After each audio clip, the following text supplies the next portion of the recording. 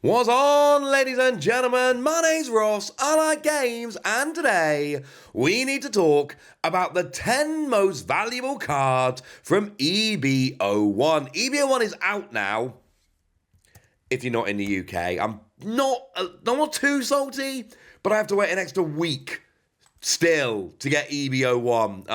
It's not out in the UK. Makes me very sad. I understand there's reasons, geopolitics, shipping lanes, it's all very boring stuff. There are reasons why. I'm not mad. I just really want my new cards because EB-01's a really fun set and I wanna get EB-01, honestly. But it is out. If you're not in the UK, and I will have an opening next week, obviously the second it's out in the UK, you better believe I'm going to be picking up a box and it's going to be lovely. We're going to do an opening, it's going to be fun. But because it is out in some territories now, we can look at the 10 most expensive cards. The other day I showed you the cards that are best to pull, i.e., looking at Japanese price, etc., what are likely to be the best cards in the set. But now that we've actually got data and cards being bought and sold, I can just tell you, here is a list of, 1 to 10, the most expensive cards in the set. So yay, let's do that. Couple of honorable mentions before we get going. Cavendish and Shirahoshi didn't make the list. These are good playable cards with lovely alternate arts that I could easily have expected on the list given what's happened over in Japan, but they're not on the list. In at number 10, we got the alternate art of Curos here, which is coming in somewhere in the region of around about $23. I'm putting it in at $23. And this makes me both happy and sad. Because on the one hand, I love this card. I love that it's getting a little bit of hype. It deserves a little bit of hype. It is a beautiful card. On the other hand, I want this card. I want this card in my binder. I would very much like to have this card in my collection. So, the idea that it's one of the most expensive cards in the set is actually kind of upsetting to me because it means it's going to be harder for me to actually get a copy in my binder. But I will say it's a decent enough card. Once during your turn, you can turn a card from the top of your life face up and then KO one of your opponent's characters at a cost of 0. It's not seeing much love over in Japan. It's mostly because it's a beautiful card. That's why I want it in my binder anyway. Fits very nicely with the Opio for Rebecca.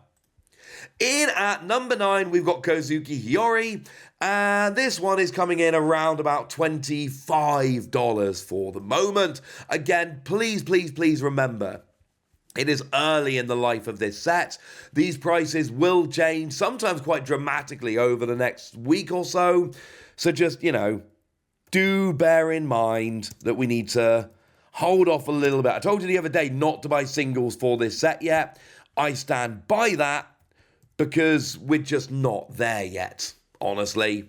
So yeah, in at number 9, Kuki Hiori. Decent enough card, lets you trash it to play a land or Wano character for a cost of 5 or less other than Hiori from your hand, and then draw a card. Decent card, lovely alternate art, makes sense. In at number 8, we've got the alternate art of Brooke. This is what I pulled from one of my Japanese boxes, and this one's actually started going up since release. It's sitting at about $30. It's gone up from 25 to 30 in fairly quick succession. Keep an eye on this one. For now, I just about feel confident leaving it in at number 8, although it really is encroaching in on number 7. But seriously, keep an eye on it. It is on the up, or at least it very much looks like it is. And what we've got here is obviously it's Brooke, and everyone likes Brooke. I'm not a huge fan of the art, but I know some people will. And on play and when attacking, give one of your opponent's characters -1 cost, and then KO a 0 cost character. Decent enough skill. It's Brooke. The artwork. Lots of things are here to like. Now, in at number 7, this is a so-so Tony Chopper, the alternate art Tony Chopper, and this is another one that I adore and I want in my binder.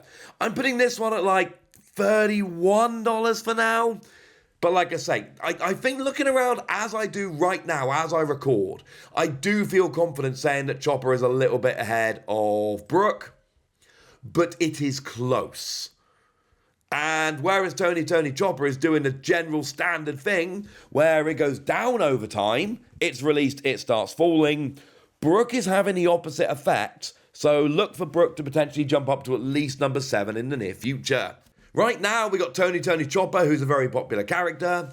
We got So-So, who's a brilliant artist who does great work in Pokemon as well as One Piece, doing the artwork here. And we've got a blocker that Don X2, when attacking, gives one of your opponent's characters minus 3,000 power for the turn. So you've either got an attacker who lowers power as well, which is nice, or you've got a blocker. Either way, this seems to work out pretty gosh darn nicely. In at number 6, we've got ourselves the alternate art, the full art, phrase it how you will, of Kozuki Oda. And this is the top leader on the list, incidentally. Hannibal, as I started recording, Hannibal's number 11. So close to the list, but I'm doing a top 10, I ain't doing no top 11, and that means Hannibal didn't make it.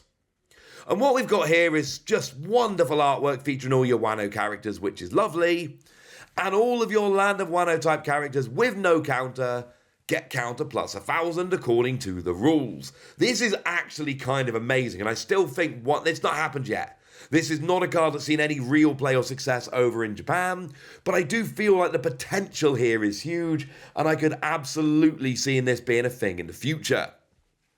And what we've got as well as that is Don X1, when attacking, if you've got a Land of Wano character with a cost of 5 or more, this leader gains 1,000 power until the start of your next turn.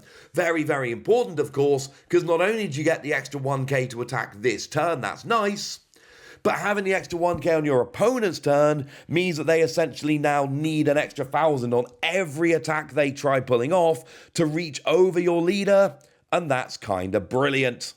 So yeah, sounds good to me.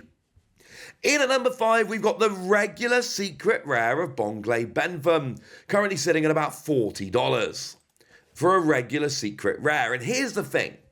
Firstly, it's a regular secret rare. And secondly, it's EB-01. It is the only regular secret rare in the set. What that means is the pull rates for this should be kind of awesome.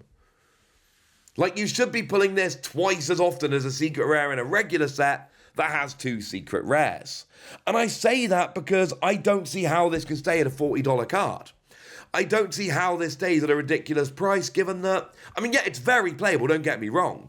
On play, you add a Don card for your Don deck rested, and when attacking, you select one of your opponent's characters. This character's power becomes the same as their base power, and that means if you put one Don on Bentham, you all of a sudden got 1,000 more power and you can take them out.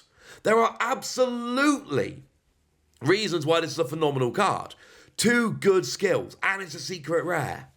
But it's the only secret rare in the set. The pull rate should be pretty good. I'm not buying this as a $40 card, personally. In at number 4, we've got ourselves Charlotte Flampe, which is honestly a little lower than I had it pegged. I thought it was going to be a little bit higher than this. It was never going to make the top 2, but I thought this was going to be in at number 3. And it's a lovely card with lovely artwork that frankly makes me want donuts. But also, we got 1 cost. It's counter plus 2k, which is big. And on play, you can add a card from the top or bottom of your life to your hand to draw a card. So it's got counter plus 2k, and when you play it, you get a 2-card advantage. 1 from your deck, 1 from your life. Yes, taking a card from your life does get your opponent closer to winning the game, I understand. But in the early game, this can be good, and we've all seen a bunch of yellow cards that want you to have fewer life, at least in the early game. I think this could be a phenomenal card. Now, in at number 3, we've got Kid and Killer, the alternate art, which I'm putting at about $50. But the price of this one has been a little bit up and down and all over the place already, which is honestly pretty impressive given how long it's been out.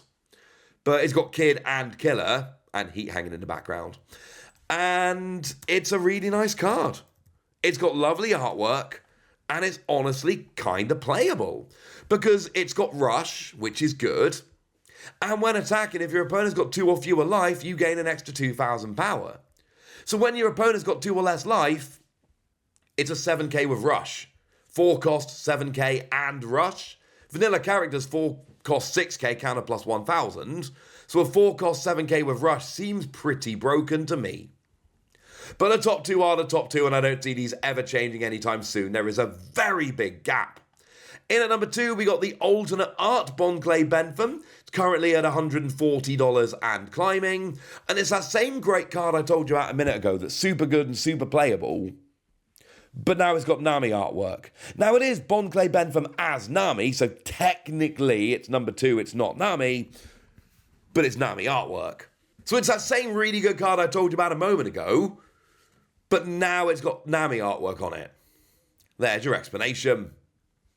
And obviously, in at number 1, it's Manga Chopper, which has fallen down to like $700 pretty quickly. I've seen some sell for $600. If you see it for $600, that's actually a really good deal. And I told you not to buy the cards this early because the prices are going to go down, and I stand by that. But if Chopper's going to be like a $600 card, they generally don't stay down there. So keep an eye on Tony Chopper, the manga rare.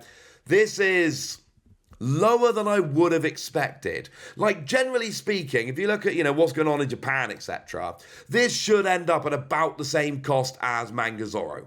Mangazoro is a pretty good comp for this.